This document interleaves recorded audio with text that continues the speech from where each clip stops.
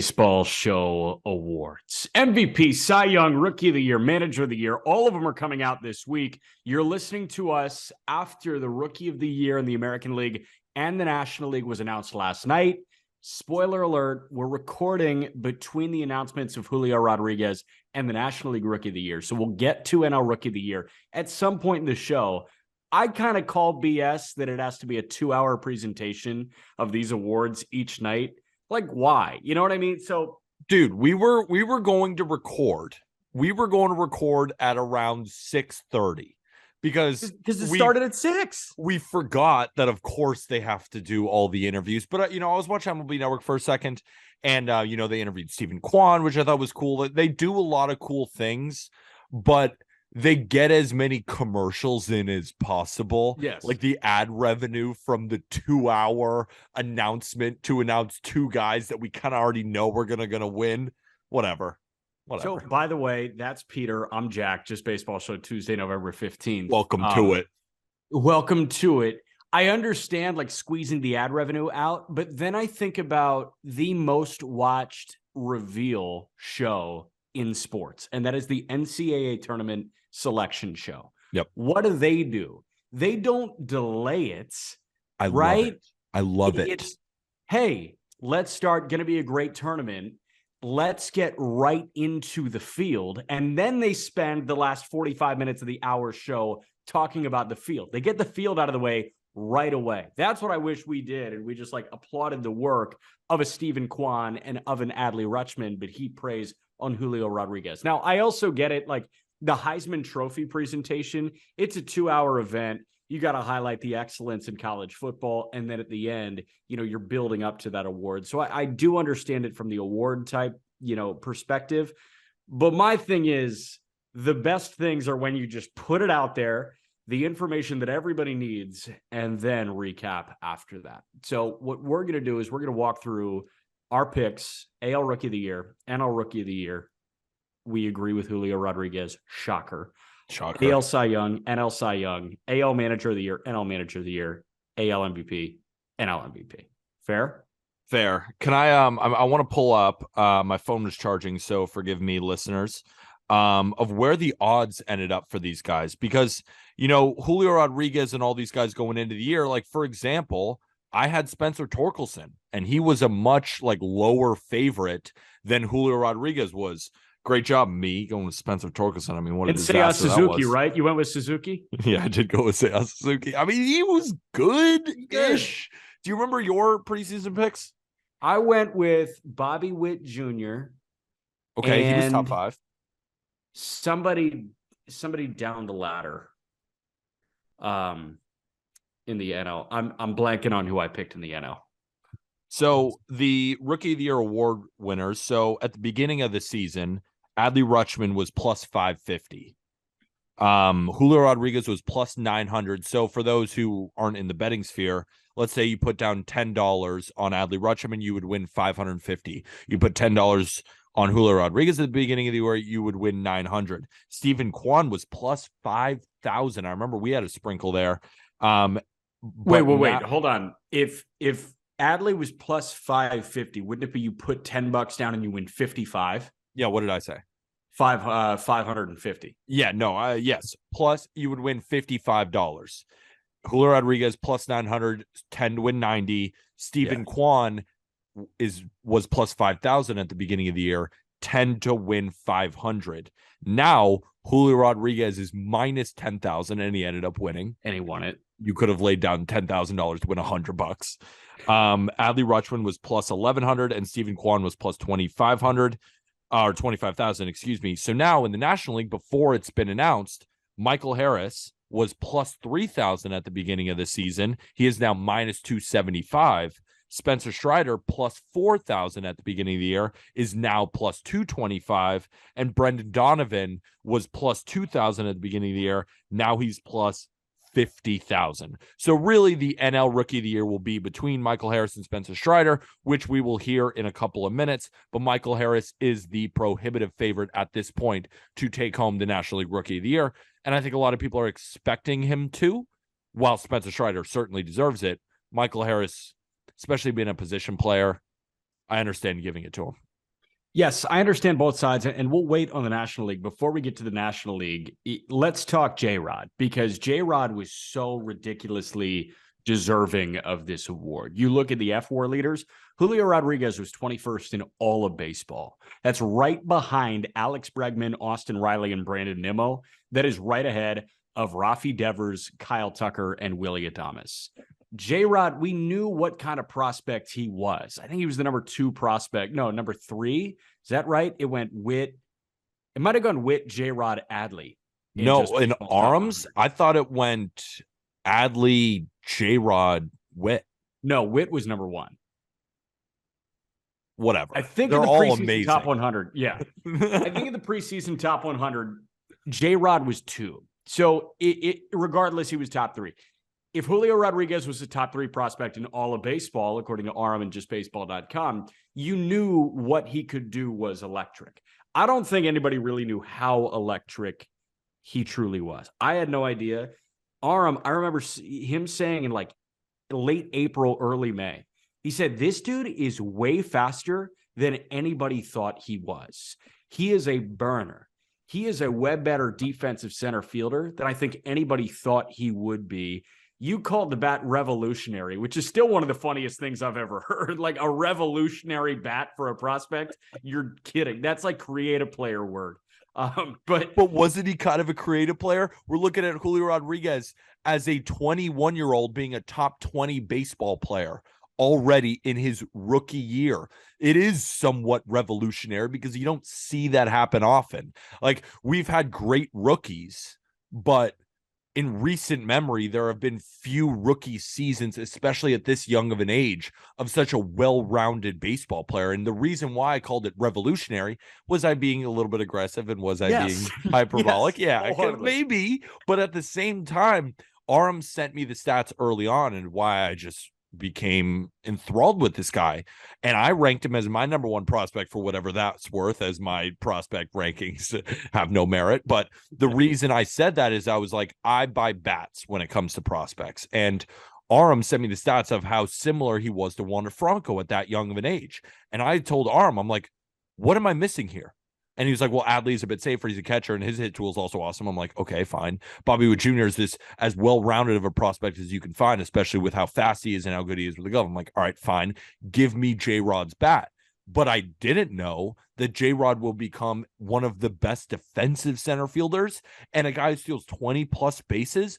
That I didn't know. I thought the bat would be there. I didn't expect everything else, and that's why J-Rod is running away with the American League Rookie of the Year. And when I say running the way, that is certainly not being hyperbolic, Jack. He received 29 of the 31st place votes. Adley received 1, and then he had 18 second place. Stephen Kwan had 10, and then Bobby Witt Jr. had a second place vote. And then Jeremy Pena finished 5th, and he got 2 third place votes. Like, Julio Rodriguez ran away with this. And it's only because, obviously, Adley didn't have the amount of games played to really compete at that level. But even if he did, like, Julio was unbelievable. He was stupidly good, Julio Rodriguez. This is a guy that has had legal cervezas for 10 months, and he's pumping out a 146 WRC plus. And you comp F-WAR, they're identical at 5.3. Adley Rutschman played in 113 games. Julio played in 132. To that, I say Adley Rutschman plays a position that F-WAR values so highly in catcher.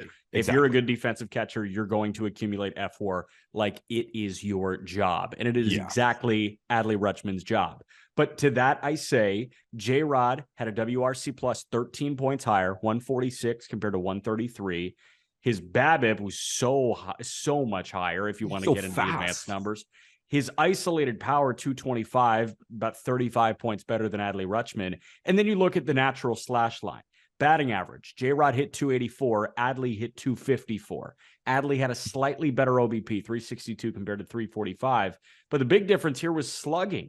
Julio Rodriguez slugged 509. Adley was 445. What Julio Rodriguez did, and you mentioned that you mentioned like you will take the bat. The bat and the build are fucking stupid for Julio Rodriguez. He's 6'3", 230. Yeah. Stop 6'3", talking about it. Stop 230. talking about his fucking isolated power, you nerd. Let's talk about just the freakazoid of Okay. Julio Rodriguez is. Let's just like marvel over how revolutionary his bat is. Let's be hyperbolic instead of reading people the isolated power. No one gives a shit about that. They care about the fact that he looks like a male model.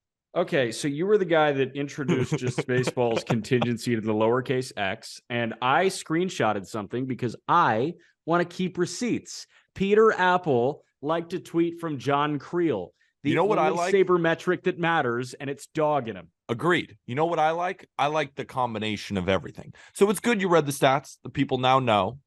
There you go. You heard the numbers. Now let's talk about the freakazoids. Couple more. Right, Julio Rodriguez, 6'3", 230. He's built like a middle linebacker that's going to go top 5 in the NFL draft. He's built like fucking Will Anderson. And here he is, J-Rod, in the 98th percentile in max exit velocity. So he's hitting the ball harder than pretty much everybody except O'Neal Cruz, Aaron Judge, Giancarlo Stanton, and maybe Pete Alonso, and that's it.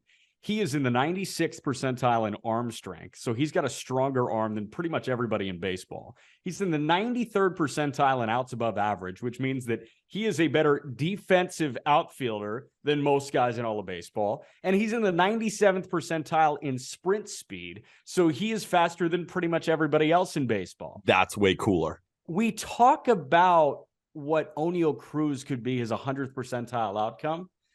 Fuck it. I think O'Neal Cruz's 100th percentile outcome kind of looks like what Julio Rodriguez just did. In his rookie year. In his rookie year, he did this. Yeah. Julio Rodriguez is just a taller Ronald Acuna Jr. in his prime. I mean, the only reason I'm not calling Acuna's still in his prime. Yeah, but just with the knee injury, like I'm not taking anything away from Acuna. I still think Ronald Acuna Jr. is one of the 5-10 best players in baseball. However you want to rank him, I don't really give a shit. But he's 24-year-old Ronald Acuna Jr. over the hill. The hill. Yeah, over the hill.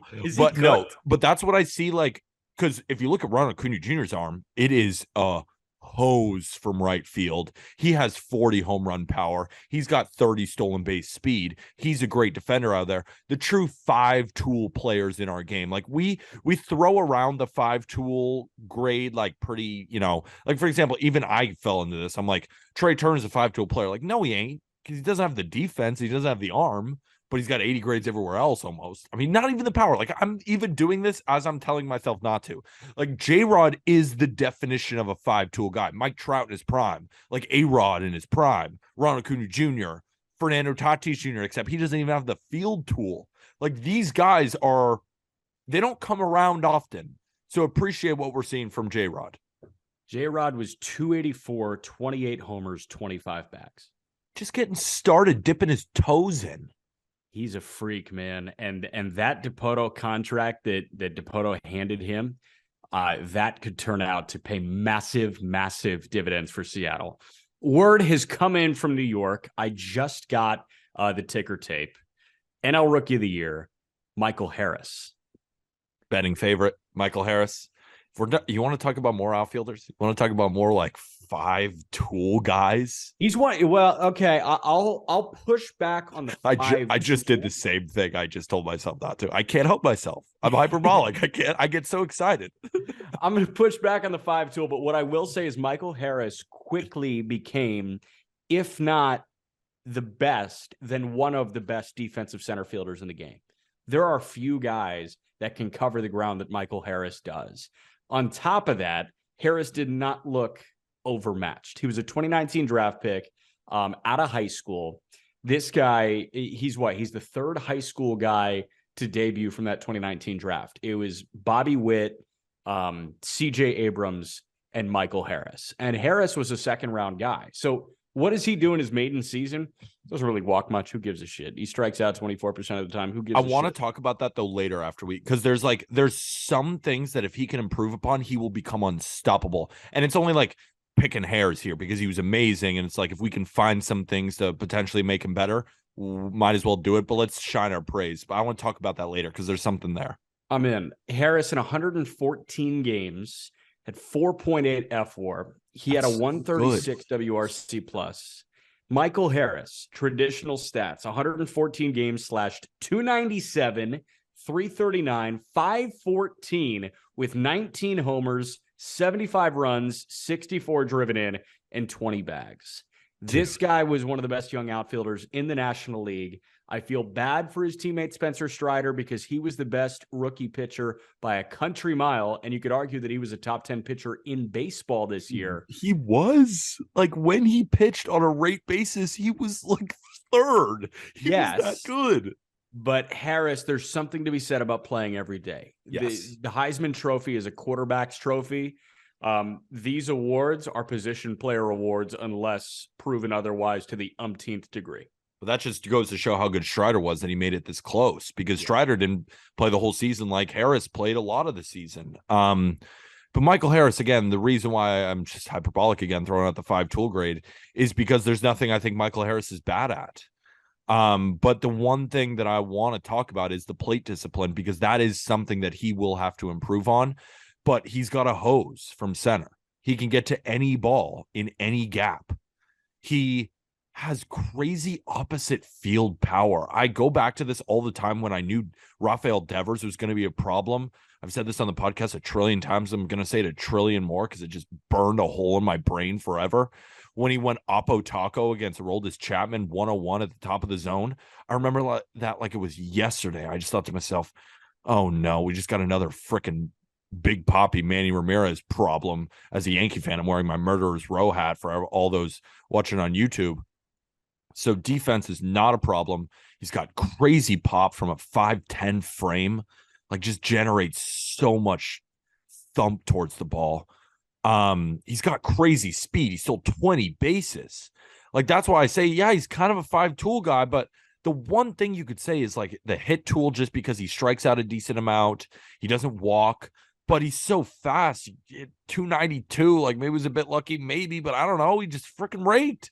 Started to get lucky over 114 games. That was one of the great things that I heard from the Cal interview, is that like if a guy hits 310 over 162 games, like what was he on? Was he lucky for 8 months?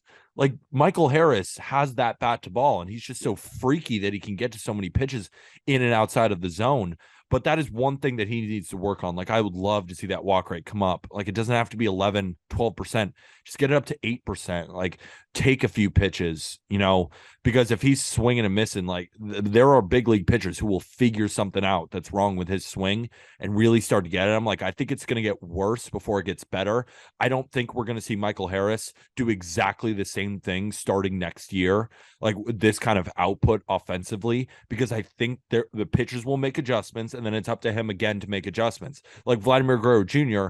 hit 800 home runs in that year, but then he struggled a little bit, but then in the second half, like, played much better. I see a very similar thing going to happen with Michael Harris. Like, don't sell your stock on Michael Harris when he's hitting 250 in the first couple of months of the season, because he's going to hit 310 in the next couple of months, because he's going to figure it out. He's a freak athlete, great player. God, I would love to have him on my team. Yeah, his game is never going to speed up on him. The game is never going to speed up on Michael Harris's game, right? And that's the problem that a lot of rookies will run into in their sophomore season. It's called the sophomore slump for a reason. People have data on you.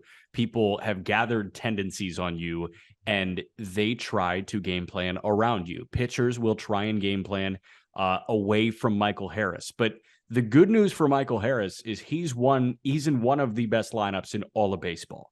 What are you going to do? Are you going to, tunnel all of your energy on Michael Harris and say, oh, yeah, like we'll deal with Austin Riley and Matt Olson later? I don't think so. I don't think that's going to happen. It's 7th. Yeah, like, so unfair. And he could very well, off of the National League Rookie of the Year, hit 7th next year, depending on what they do at shortstop. I wanted to pull up the voting. I found the voting. Michael Harris got 22 of 30 first place votes. Strider got the other 8. Harris got 8 second place votes. Strider got 21 second place votes. That leaves 1 second place vote out in the ether. And it went to, drum roll please, Alexis Diaz of the Cincinnati Reds. Fire me up. Fire me up. Who right? did that? I love that. I love that. Didn't even go to Brendan Donovan, who got 22 of the 33rd place votes. Jake McCarthy got some votes. Lodolo got 2 third place votes, and then O'Neal Cruz got 2 third place votes. Who was that crazy man who gave it to Alexis Diaz? I love it. I love that energy. But I want to shine on Brendan Donovan. I mean, what a utility player for the Cardinals. I mean, such a valuable player for that Cardinals team. But Alexis Diaz, Edwin Diaz's brother. Yeah. He was nasty. He was nasty. Absolutely. So what I'm most excited for with Brendan Donovan is there's a chance that the St. Louis Cardinals become stupidly loaded this offseason. And we've talked about that. They could go sign a major shortstop. So you fly around the infield and the outfield. You look in the outfield, what do they got? They're running out O'Neill. They're running out Carlson. They're running out Nootbaar. How about Burleson or Yepes or whoever the hell? Around the infield, you've got Goldschmidt at first, Arenado at third, Edman at second, and a major signing at short. And then you've got that crazy bullpen. Guess who we're leaving out of the fold right now? We're leaving Brendan Donovan out because he's going to be the best player that nobody talks about. Brendan Donovan was a 400 OBP guy this year. Do you know how valuable that is to have Brendan Donovan as a utility man? He was also up for the utility Gold Glove. Like, he is a zero mistake baseball player, and he is such a valuable piece for the St. Louis Cardinals moving forward. Totally agree. That's why the Cardinals don't necessarily need to sign a shortstop. I know they all want to, and they should, but they have Mason Wynn coming up. I know Cardinals fans don't want to hear this, but you can put Tommy Edman at short, and then you can put Brendan Donovan at second. Good. And like, that's fine. And then you could go get pitching. Oh my, did you see Foolish Baseball's tweet? No. Did you see it about the Cardinals? It was the funniest thing I've ever seen. The starting pitcher prototype and then the reliever prototype. Pull that up real quick to wrap up the National League Rookie of the Year conversation. Sarah Langs, the queen, hope you're doing well. Sarah tweeted, Michael Harris and Spencer Strider are the 8th set of teammates to finish 1 and 2 in Rookie of the Year voting, joining, and then she lists them all out. Only one since 1989, 2011 Atlanta Braves. Craig Kimbrell won it. Freddie Freeman was the runner-up. So how about the Braves? Only team since 1989 in the Cubs with Jerome Walton and Dwight Smith to have teammates finish 1-2 in Rookie of the Year voting. They've done it twice. Pretty good precedent there. Craig Kimbrell and Freddie. I wonder how Strider and Michael Harris are going to end up. Pitcher and hitter. Harris, Strider, Kimbrell, Freeman, boom. Analogy heaven. That just goes to show how good Kimbrell was. Like, we're talking about how it's starters. So he was as a reliever. I mean, what a freak. All right. From Foolish Baseball, then we'll move on to MVP, Cy Young, Manager of the Year. Average Cardinals starter. 36-year-old lefty sinker baller named Paul Stewart, who throws 85 and was an all-star alternate in 2012. But the average Cardinals reliever, 25-year-old Dominican nicknamed Nino del Infierno, who will throw exactly 113-mile-an-hour fastball before his UCL snaps like a guitar string. I read that and burst out laughing, because not only is it so true, but it speaks to the fact that the Cardinals could definitely use pitching over more infield help. And they could use a catcher really too. I'm coming out with my top 25 offseason predictions. I was inspired by Jim Bowden. He does good work over there for The Athletic.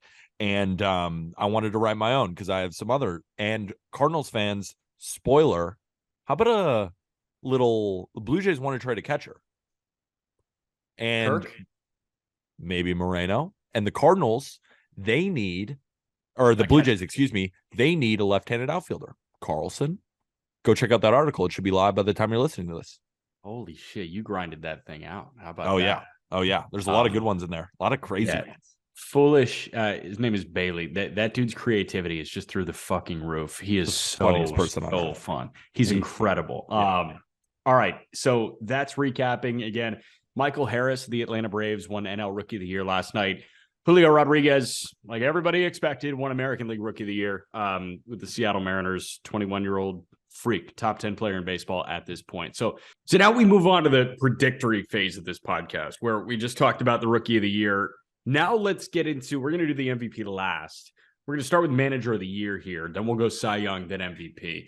Let's start with AL Manager of the Year. The 3 candidates right now are Terry Francona, Tito with the Cleveland Guardians, Brandon Hyde with the Orioles, and Scott Servais with the Seattle Mariners. This is a loaded field. Let me make the elevator pitch for the 3 of them. Scott Servais, he was kind of the head honcho. Well, he is the head honcho. He's the manager of the team. He was the head honcho behind a team that bottled up this magic that they found in 2021, this fun differential type team, got a lot better. They were still young, but they were fiery. And they put together their first postseason appearance since 2000, 2001. Brandon Hyde, what the hell was this Orioles team supposed to do this year? Nothing. They were supposed to finish at the very bottom of the AL East. They were supposed to be a couple years away from a possible window opening if the stars aligned, and they get career years from several guys. Who knew that Jorge Mateo was going to be the best defensive shortstop in the game?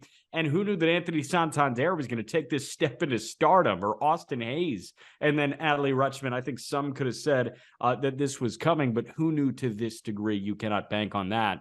And then Terry Francona, man, they had the youngest team in baseball. What do they do with Stephen Kwan and Miles Straw and Oscar Gonzalez in the outfield, and a catcher hitting like $160 in Austin Hedges, and Luke Maile, who actually can't run, as the backup catcher? I mean, all three of these guys were miracle workers. I want to eliminate Scott Service because I think he was the least of the two miracle workers. What do you like here? See, it's funny. I was going to go the other direction. And you said it yourself. The fun differential. A lot of people were predicting this team to finish third. I know my dumbass thought the Angels would finish second in the division because of the guy behind me. You see that painting from, shout out at Kyle Taylor Portraits. Beautiful painting.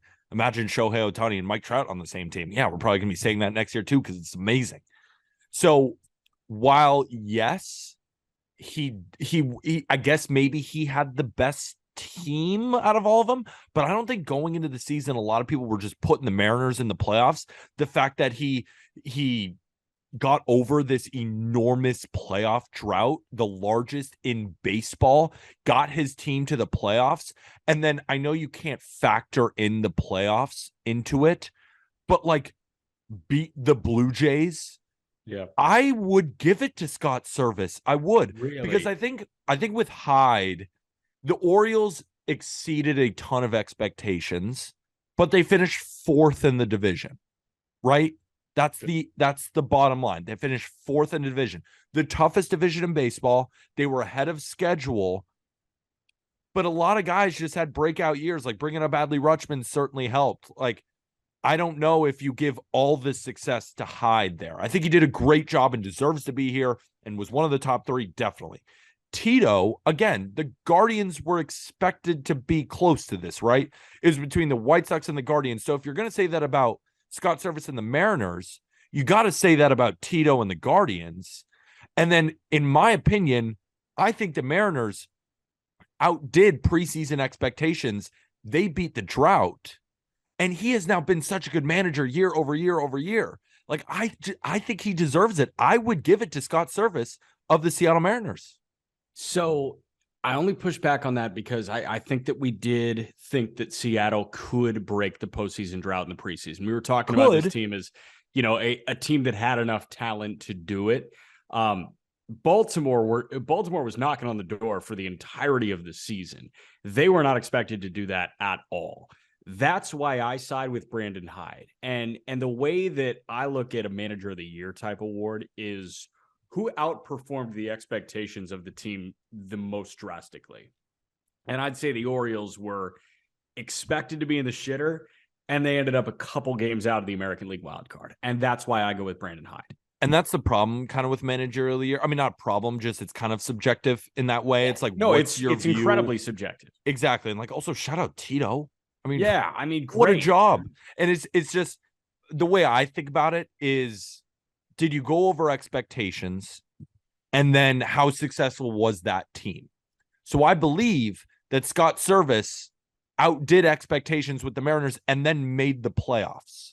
Tito did the same thing, but I almost felt like I was more confident in the Guardians moving into this year than I was the Mariners. And maybe this is also like, this is me personally giving the award. So I was higher on the Guardians than I was the Mariners. And I wasn't like super, super low on the Orioles. While I didn't think they'd finish third, I didn't think they were definitely going to finish fifth. I mean, I probably did say they were going to finish fifth, but they finished fourth. Like the Mariners, I didn't have making the playoffs, and they won the playoffs, and he outdid a drought. That's enough for me, considering how much I know how well he did with that team and all the different decisions that he made throughout the year. That's why I go with Scott Service. But like, I don't think you're incorrect for Hyde. I think it's just whatever argument you want to make based on your conceived notion of what you think was your early season projections of a team and then what you think the manager was best at, right? Correct. So you pick Scott Service, I pick Brandon Hyde. Naturally tonight, Terry Francona is going to win AL Manager of the Year. Exactly. NL Manager of the Year, Dave Roberts of the Dodgers, Buck Showalter of the Mets, and Brian Snitker of the Braves are the 3 finalists here. They were the 3 best teams in the National League. They were expected to be the 3 best teams in the National League, I think. I just go with Buck because he was the first-year guy. I don't know. Like, I don't have a strong opinion on this race at all. I kind of do. I kind of think, for me, it's obvious. I'm going with Snit. Brian Snitker, of course. They won the NL East. Compare payrolls of these 3 teams. Like, the Mets were expected to be in here. I know Buck Showalter, like, he did a great job in year 1. I'm not taking anything away from Buck Showalter. Again, like, I hate sometimes doing this because it feels like I'm taking away from some guy when I'm not. Buck Showalter was great. Dave Roberts, they won like 140 games, but they were all projected to do these things. The Braves were projected to finish second and finish first. They outperformed expectations. The Mets were expected to finish first, finish second. They, I guess, were a little bit lower than expectations. And remember, these are my expectations. They're different for everybody. If you think that the Braves definitely should have been number 1 at the beginning of the season over the Mets, maybe you do go Buck. I thought the Mets should have been the prohibitive favorites. They were one of the betting favorites, and the Braves outperformed that. And, I mean, what a second half to keep your team engaged day over day over day, and they won like 90% of their games moving forward. Not actually. So that's why I would go with Brian Snitker. I wouldn't give it to Dave Roberts. Even though, like, I mean, they won 100. They won 1 billion games. They won 1 billion games, but I would definitely go with Brian Snitker here. Definitely. Yeah. So I do see Snit. Like, I think that is probably who the writers will vote for because of the second half resurgence. I mean, they were like far and away the best team in baseball since June 1 or whatever date you want to put it at after a pretty rough start. And I think that's the mark of a great manager. I just think, like first year major market, Buck matched the expectations. I think that could be what the writers side with. But do you actually think that? Do you actually think that? I do. I think this is totally I feel like you don't, narrative. and you're guessing. No, well, yes, I'm guessing. Like, this is a prediction. No, but like episode. wait, is this a prediction or who we think? This is who we think. Yeah. I think Snitker. So I guess I'm cheating. I guess Snit is my manager of the year. I do think that the writers are going to vote for Buck Showalter. Probably. Because it's a like Ben Verlander had Buck. Oh, there we go. Yeah, I don't think he's got a vote. I don't think he's a writer. But Ben Verlander also had Brandon Hyde. You're right on par. Did he? That's awesome. Yeah, me and Ben align on a lot of things.